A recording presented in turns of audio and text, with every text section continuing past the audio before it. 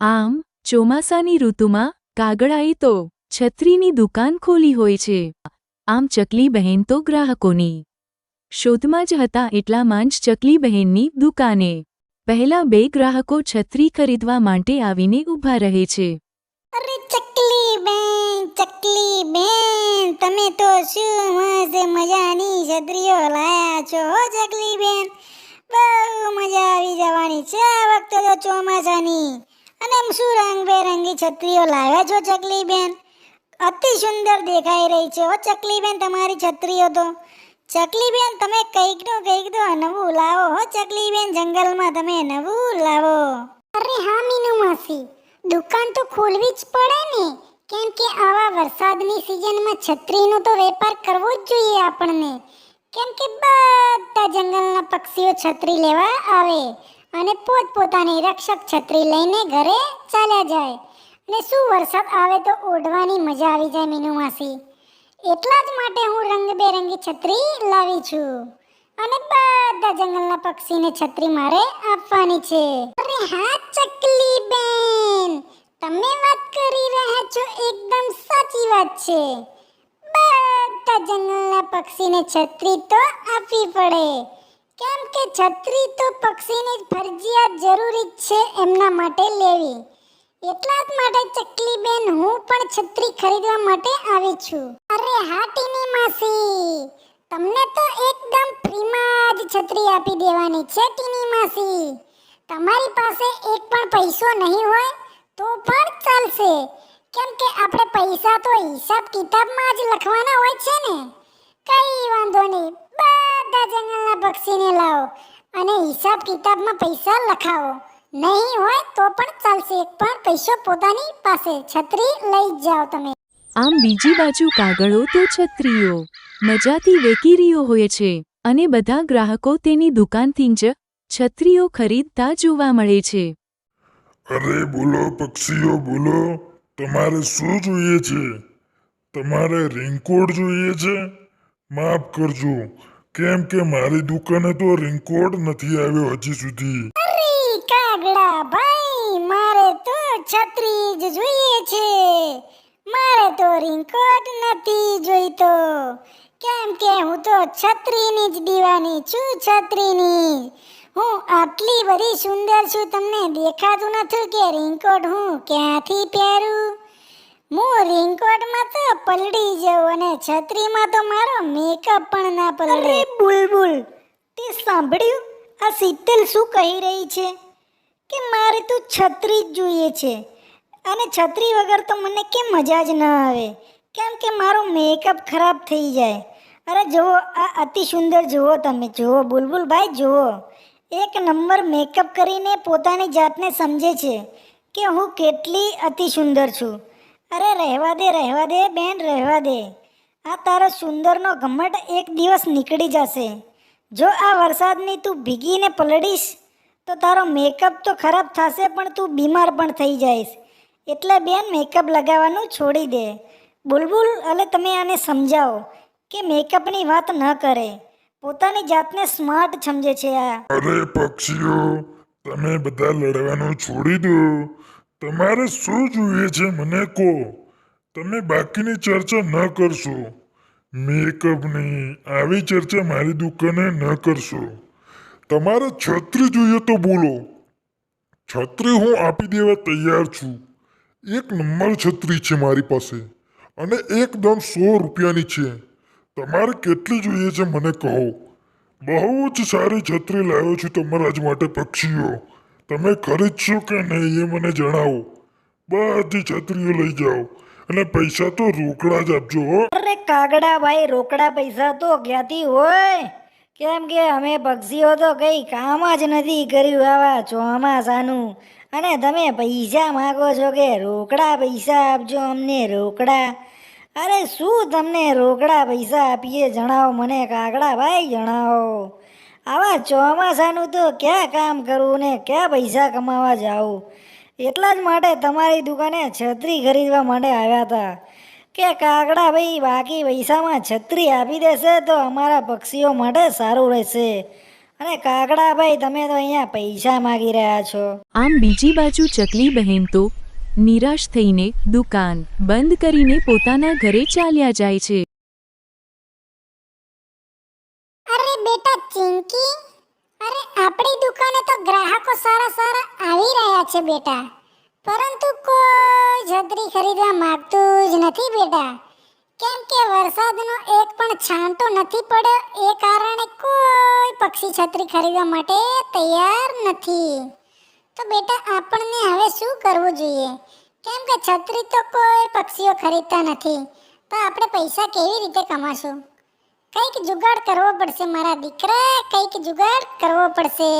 અરે મમ્મી, અરે પેલા પોપટ કાકાનો તો છોકરો કહેતો હતો કે પેલા કાગડા કાકાએ દુકાન ખોલી છે, તેમની દુકાને ગ્રાહક તો વધારે રહે છે તમારા કરતે. તો શું મમ્મી, આપણી દુકાને ગ્રાહક નથી આવતા છત્રીઓ ખરીદવા માટે? પેલા કાગડા કાકાની દુકાને તો બધા પક્ષીઓ જાય છે છત્રી ખરીદવા માટે. કેમ મમ્મી તેમના તે જાય છે છત્રી ખરીદ? અરે બેટા, તું શું સાચું કહી રહ્યા છે કે પેલા કાગડાએ દુકાન ખોલી છે છત્રીઓની? એ મારો કાગડો તો પૂરેપૂરો વિરોધ કરીને ધંધો ખોલે જ છે. કંઈ પણ નવું હું લાવું તો મારી પહેલા તો કાગડો ઊભો ને ઊભો જ હોય છે. એનું કંઈક કરવું પડશે બેટા, મારે કંઈક કરવું પડશે. અરે મમ્મી, મારી પાછળ જે કલરનો ડબ્બો દેખાય છે મમ્મી તને, એ મને જાદુઈ પરીને ડબ્બો આપેલો છે. મમ્મી તું એ ડબ્બામાંથી કલર લે અને છતરીઓ ઉપર છાંટી દે અને પાણીના 3-4 છાંટા નાખી દે. પછી મમ્મી જો છતરીઓ કેવી દેખાય છે આપણી રંગબેરંગી. આમ એટલું સાંભળીને ચકલી બહેન પોતાની દુકાને નીકળી જાય છે. આમ બીજી બાજુ કાગડો તેના ઘરે નીકળી જાય છે અને ઘરમાં તો કાગડાની પત્ની અને તેનું બચ્ચું બંને વાતચીત કરી રહ્યા હોય છે. અરે બેટા જો, આ તારો પપ્પો આવી ગયો છે અને ધંધો કરીને આવ્યો છે કે નહીં, મને તો કંઈ જ ખબર જ નથી પડતી. કે સવારમાં વહેલો નીકળી ગયો હતો, ચા નાસ્તો કરીને પૂરેપૂરો તૈયાર થઈને નીકળ્યો હતો. હવે એને પૂછું છું કે કેટલા પૈસાનો તે ધંધો કર્યો અને કેટલા પૈસા લાવ્યો છે. હાલ જ આની વાત. અરે ચૂપચાપ બેસી રહે તું, ચૂપચાપ. તને એક પૈસો હું નથી આપવાનો, કેમ કે ધંધો તો મેં કર્યો છે. તો હું ધંધો કરું તો હું જ પૈસા લઉં ને. તને તો એક રૂપિયો નથી આપવાનો કાગડી, એક રૂપિયો. કેમ કે તું તો પૂરેપૂરા પૈસા ઉડાડી નાખે છે.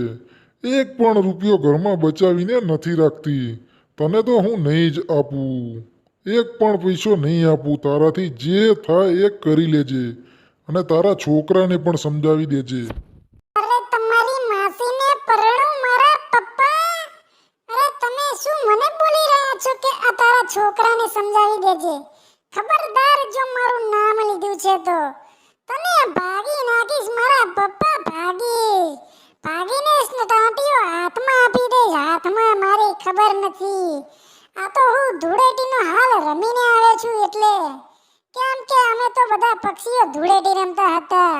વરસાદ આવ્યો એટલા જ માટે ધૂળેટીનો તહેવાર અમે લોકોએ ઉજવ્યો છે. અને જો લાલ બમ થઈને આવ્યો છું, નામ લીધું તો ખબરદાર. અરે મારા દીકરા, તારે તો તારા પપ્પાને ભાંગી નાખે ટાંટીઓ તાણે હો મારા દીકરા. કેમ કે તારો પપ્પો તો મને બહુ હેરાન કરે છે. તે સાંભળીને મારા દીકરા કે એક પૈસો મને આપવાની ના પાડી રહ્યો છે. આનું શું કરવું મારે બોલ? આપણે બંને ભેગા થઈને આ કાગડાને તો ભાગી નાખીએ એવું લાગે છે મને તો. અને મારો ભગવાન કરે ને કાગડા જા, તું કાલ ધંધો કરવા જાય અને એક પણ છત્રી ના વેચાય તો સારું. મારા એવી હાય લાગશે કાગડા તને, હાય. આ મારો દીકરો એ મારો નથી કાગડી, તારી જોડે રહીને ખરાબ કરી નાખ્યો છે. તમે બંને બેસો અને હું તો હમણાં જ જાઉં છું. એક નંબર હોટલે હમણાં જમવા જવું છે એકલાને, કોઈને ના લઈ જઉં. આમ એટલું બોલીને નીકળી જાય છે કાગડો. અને આમ કાગડો તો તેની દુકાને જઈને ફરી છત્રી વેચવાનું કામ ચાલુ કરી દે છે. આમ એક પણ ગ્રાહક કાગડાની દુકાને જોવા મળતું નથી. કાગડો વિચારે છે, અરે આ શું, મારી દુકાને એક પણ ગ્રાહક નથી આવી રહ્યું. મને તો લાગે છે પેલી કાગડીએ એની હાય લગાડી છે, એટલા જ માટે મારી દુકાને ગ્રાહક નથી આવતા. આમ બીજી બાજુ ચકલી બહેન પણ તેમની દુકાને છત્રીઓ વેચવા ચાલ્યા જાય છે. અરે ચકલી બહેન, હું તો સાંભળીને જ આવી હતી તમારી દુકાને કે ચકલી બહેને તો મસ્ત મજાની એક નંબર દુકાન ખોલી છે છત્રીઓની. એટલા જ માટે ચકલી બેન હું છત્રી લેવા આવી છું તમારી દુકાને. અને પેલા કાગડાની દુકાને ગઈ હતી, પણ એ તો મને શું કહેતો હતો કે તમારો મેકઅપની ને બેકઅપની આ દુકાને વાત ન કરો. અરે શીતલબેન, તો એમાં શું થઈ ગયું? મેકઅપ તો તમે કરો છો, કઈ વાંધો નહીં. પક્ષીઓ તો મેકઅપ કરે જ ને, કેમનો ન કરે? એ કાગડાને શું લેવા દેવા મેકઅપથી? તમે તમારી છત્રી ખરીદવા ગયા હતા તો તમારે છત્રી લઈને પાછું આવતું રહેવું હતું. એ કાગડાને ક્યાં વધનું બોલવાનું હતું કે મેકઅપનું અને બેકઅપનું? એટલા જ માટે એની દુકાને એક પણ પક્ષીઓ છત્રી લેવા માટે તમે ન જશો અને ન ખરીદશો. અરે હા ચકલી બહેન, તમે વાત કરી રહ્યા છો એકદમ સાચી વાત છે. તેની દુકાને આપણને પક્ષીને જવું જ ના જોઈએ છત્રી ખરીદવા માટે, કેમ કે કાગડો તો એક નંબરનો ભાવ ખાય છે અને શું મોંઘી મોંઘી છત્રીઓ વેચી રહ્યો છે. અરે ચકલી બહેન, એક છત્રીના 100 રૂપિયા લે છે પેલો કાગડો. 100 રૂપિયા એટલો વળી ભાવ હોતો હશે? એને તો બસ 10 રૂપિયાની છત્રી મળતી હશે. અરે હા મેનુ માસી, એને તો 10 રૂપિયાની છત્રી મળતી હશે, પણ આપણી પાસે એક કાગડો 90 રૂપિયાનું પ્રોફિટ કમાય છે એક છત્રી પાછળ. તો આપણે બધા પક્ષીઓને નક્કી કરીને કાગડાની દુકાને એક પણ છત્રી લેવાની નથી ને ચકલીબેન પાસેથી જ બધી છત્રી લેવાની છે. અને ચકલીબેન તો 50% ડિસ્કાઉન્ટમાં છત્રી આપે છે. એક છત્રીને માત્ર ને માત્ર 50 રૂપિયામાં ચકલીબેન આપણને આપે છે છત્રી. અરે એટલું જ નહીં બુલબુલભાઈ, તમારી પાસે પૈસા નહીં હોય તો પણ ચાલશે, કેમ કે આપણે તો આખા જંગલમાં બધા પક્ષીઓને છત્રીઓ આપવાની છે. અને એક પણ પૈસો નહીં હોય તો ચાલશે, કેમ કે આપણી હિસાબ કિતાબ તો છે જ ને વર્ષોથી, એમાં લખી કાઢવાનું.